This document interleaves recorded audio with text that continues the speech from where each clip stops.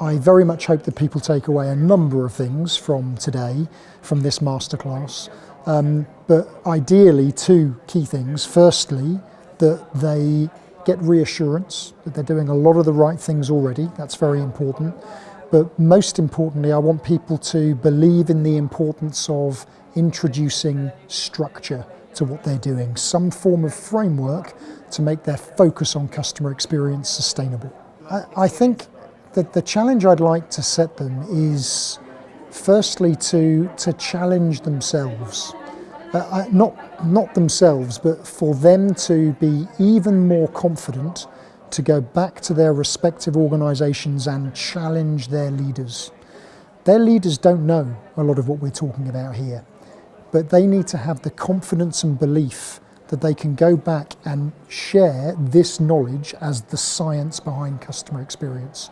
And so my challenge is for them to replicate what we're doing here today and educate leaders, educate anyone in their organisation that does not understand that customer experience is a science made up of a number of competencies.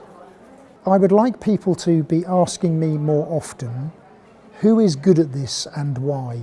When I say this, who has successfully been able to transform a legacy organisation to becoming sustainably customer-centric? Today, most commentators, thought leaders talk about the same old examples of organisations that were primarily created in a customer-centric way. I would like more people to be asking, well, who has actually succeeded in transforming in the first place? That doesn't get asked enough. So how do you start to get an organisation to focus on customer experience is a very good question. And if I'm being completely honest, there are a number of starting points. The ideal one, which happens the least, is where a CEO has a fundamental belief in wanting to do the right thing for people, customers and employees. Sadly, if we wait for those CEOs, we could be waiting a long time. So the best way to start is for someone who truly believes in customer experience, someone who knows that actually this is the only option for their organisation, is for them to just do it. Now, this sounds very simplistic. As I've inferred today, this is not easy, but the only way this is going to happen in many organisations is if we make it happen. And so if you're going to start, the most important piece of advice that I'll be talking about later actually is to go at a pace the organisation can accommodate. Start telling stories. Start doing little things step by step. Don't try and go too quickly. If you try and go too quickly, you'll be blasted back a million miles.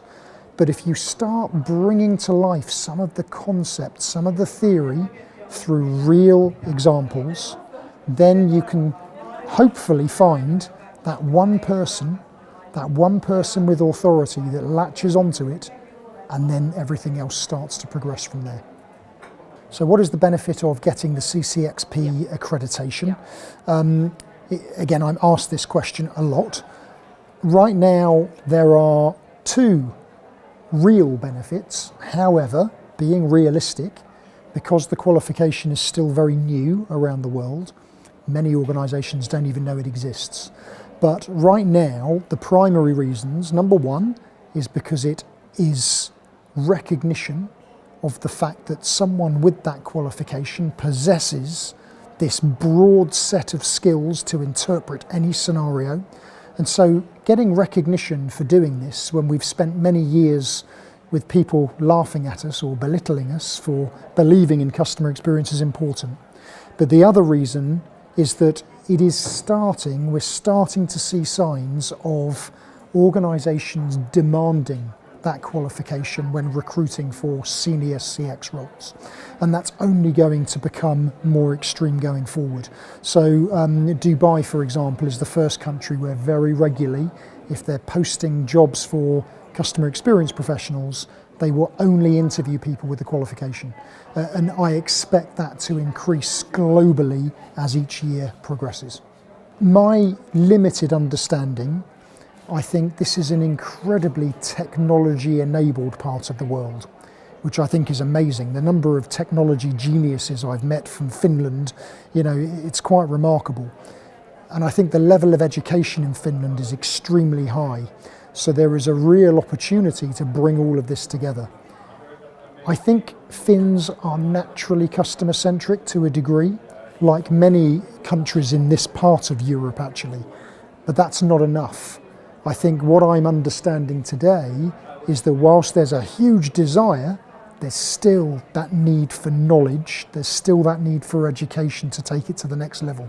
But I think where Finland can take a huge advantage is its tech savviness combined with its ability to apply the science of customer experience could put it hugely further ahead than other countries around the world.